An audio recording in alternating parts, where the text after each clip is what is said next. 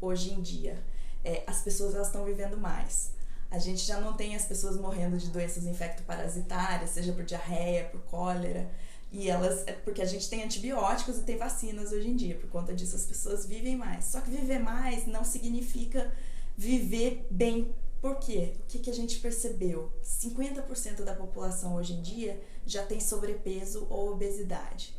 40% já tem alguma doença crônica, seja diabetes, pressão alta ou algum distúrbio do colesterol. E os casos de câncer, até 2030, eles vão aumentar em 45%. Uau! É um cenário que o que a gente percebe? Que a gente está fazendo, na verdade, sick care e não health care. A tecnologia, ela precisa entrar justamente aí, para a gente fazer esse shift de agir de forma apenas reativa, para agir na prevenção e em decisões melhores, para a gente evitar que, na verdade, as pessoas acabem desenvolvendo essas doenças crônicas. O crescimento dos gastos em saúde no mundo inteiro, ele já cresce numa velocidade maior do que a própria economia deles. E é uma receita para um déficit inevitável, né? Eu acho que se a gente começar a tomar decisões melhores, mais embasadas, e agir na outra ponta, e não só quando a pessoa já está doente, e usar a tecnologia para isso, a gente consegue, digamos assim, reverter essa tendência. Como o Watson pode ajudar nisso é através da computação cognitiva. O que a gente percebe hoje em dia é que os dados médicos eles dobram a cada 3 anos. E quando eu falo em dados médicos, eu estou falando ou de anotações em prontuário, resultados de exames, resultados de monitorização, seja de um monitor de pressão ou de respiração à beira do leito. E isso, a perspectiva é que comece até 2020 a dobrar em 73 dias. 700 mil artigos científicos são publicados anualmente sobre os diversos tratamentos mais modernos da medicina e tudo que está sendo feito em pesquisa. Se um médico quisesse se manter atualizado nisso tudo, ele teria que estudar 167 horas por semana, o que dá mais de 20 horas por dia. É impraticável. Eu brinco dizendo que a gente não tem hardware, nosso cérebro não consegue processar essa informação toda. E como que se tomam decisões realmente importantes na saúde?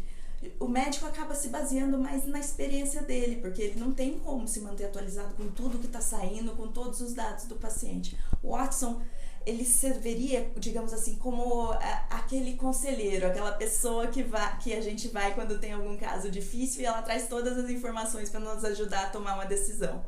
O Watson, ele minerando, digamos assim, esses dados e trazendo pra gente de uma forma fácil e ranqueada de acordo com a relevância deles, ele nos ajuda a tomar decisões melhores e mais efetivas no cuidado dos pacientes.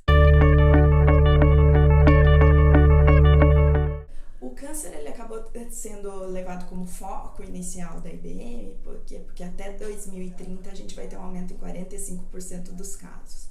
E vai se tornar a maior causa de morte no mundo, acima até das doenças cardíacas.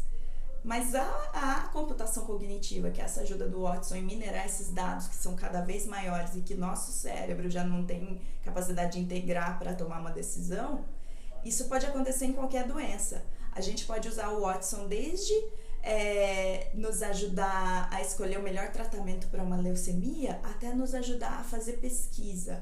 Como que o Watson nos ajudaria a fazer pesquisa?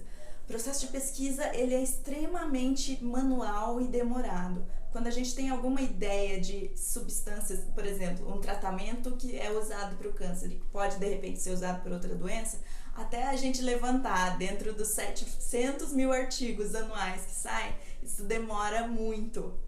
Com o Watson, ele já consegue trazer pra gente tudo que poderia se integrar, digamos assim, e trazer insight nessa nossa ideia. Além disso, ele consegue ler cerca de 13 milhões de páginas de texto, que seja isso, artigo científico, capítulo de livro, em questão de segundos. A gente colocando os dados do paciente, a gente consegue fazer o Watson fazer essa pesquisa e cruzar com os dados do paciente para qualquer doença. É um dos esforços da IBM, inclusive, ampliar essa capacidade para outros tipos de patologias e doenças. O que eu acho? Se a gente for pensar numa consulta daqui a 10 anos, eu não acho que a gente vai ter visão de raio-x, que vai ter médico robô, nada. O que vai acontecer é que a saúde vai deixar de acontecer só no momento que o paciente está com o médico no consultório. quando chega o momento da consulta, o médico vai ter acesso à informação de toda a vida do paciente, tudo o que aconteceu com o organismo dele nos momentos que ele não estava dentro do consultório. E o Watson tornando isso de uma maneira mais fácil de digerir, mostrando pra gente o que mais de relevante aconteceu, juntamente com o cruzamento que ele faz com toda a literatura e o que tem de mais moderno, vai permitir que a gente tome decisões cada vez mais embasadas e efetivas nos tratamentos.